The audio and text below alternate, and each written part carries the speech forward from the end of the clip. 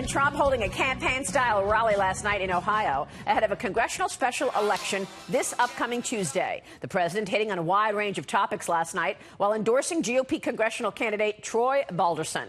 President Trump fired up his supporters on the topic of border security, among other things.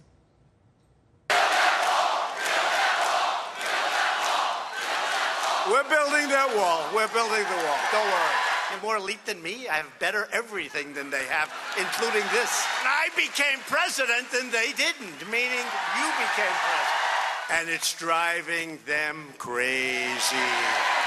They're talking about this blue wave. I don't think so.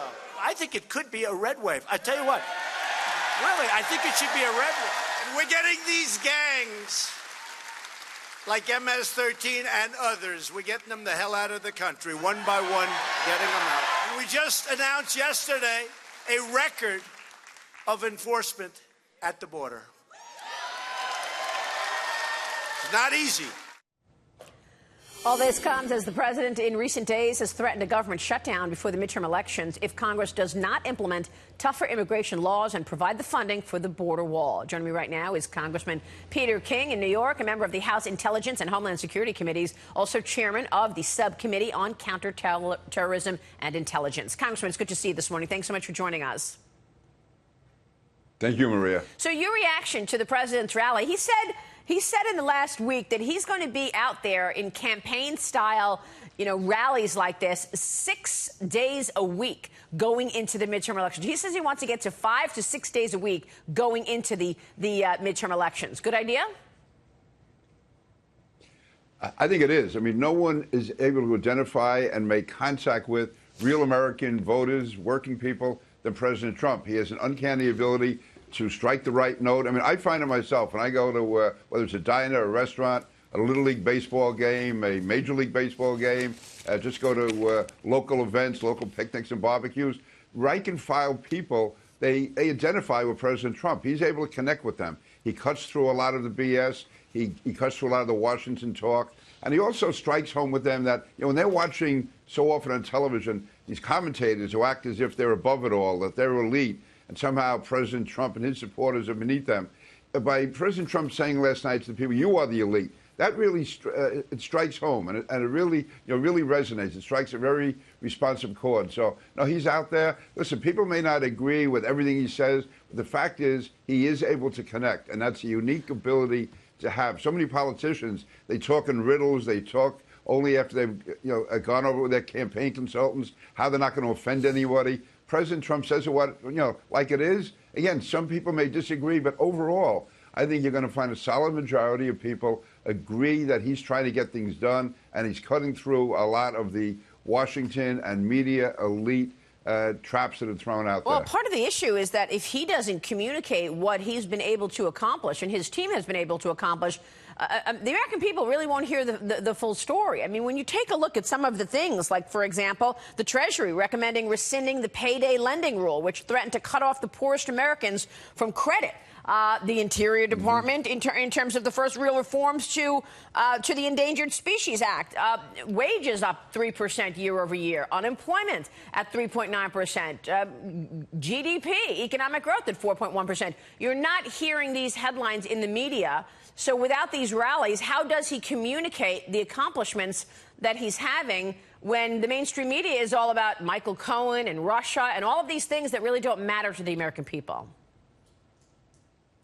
Yeah, he has to go over the heads of the mainstream media, which, by the way, is why I love going on shows like yours. You can talk to real people and not have it filtered through a biased media. And of all those stats that you gave there, to me, probably the most important is that for the first time in 9 years, American workers are getting real increases in their wages. It's been 9 years since they've gotten this type of increase. Because up till now, the media says, oh, this only helps the rich people. Yeah, the stock market's going up, but real working people aren't getting the benefits. Well, now they are. I mean, this is the first time in 9 years you're seeing real, solid wage growth for American workers. So this is, again, probably the best validation of his policies, including deregulation. And there are other things, too. But then there's border security, Congressman, and you've done a lot in terms of communicating what is going on with this gang, MS-13. The president is taking a risk here, is he not, by saying, look, if you don't have the money in there for the next budget for the border wall, then we will shut this government down. And that is right before the midterm elections.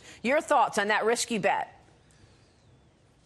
You know, first of all, he's doing an outstanding job on MS-13. Let me tell you where I disagree with the president, because the fact is we do have to have a border wall. It's essential that it be funded. But the Democrats have the balance of power on this in the Senate. Right now, if we don't get Democrats to vote for that, they have the power to shut down the government, but the president's going to get blamed for it. I would prefer that he campaign strongly on the wall and telling the voters to vote for members of Congress and the Senate who are committed to building the wall. So that way he would have a mandate going after the election to have the wall. My concern is that if we shut down the government before the election, Republicans will get blamed for it, and we'll end up with a Democratic House. And the first thing they're going to do is try to move to impeach the president. That's so, right. Again, it's a question of strategy, not a question of goals.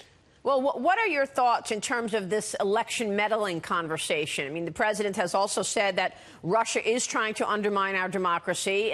Others have said they're really trying these tactics going into the midterm elections as well. How worried are you about meddling coming up to the midterms? No, there's no doubt Russia is going to try to meddle. But again, the government is making an unprecedented effort, far more than was done under President Obama, to stop this. I mean, there's been almost $400 million given to the states so that they can improve their computer systems. There's also really a great move by the Department of Homeland Security, sharing information with the state boards of elections. If any information at all, anything at all, is there of any indication of meddling, the government can react to it. But probably the main thing we have to do is convince Russia that there's a deterrent, that if they try this, there's going to be consequences. Because if we're just playing defense, somehow or other they can get through. But if they know there's going to be a massive retaliation, that's the best way to keep them from doing it. Now, President Obama didn't do that. He went over to Putin in, I guess, September of 2016 and said, knock it off. Well, Putin did knock it off, and the president didn't do anything until right before he left office. There has to be a strong deterrent, and we have the capacity to carry out a deterrent. Yeah, it seems to me that these upcoming midterm elections is as much about President Trump as about any of the local politicians, because if he is going to get his agenda executed, he needs more Republican senators and congressmen.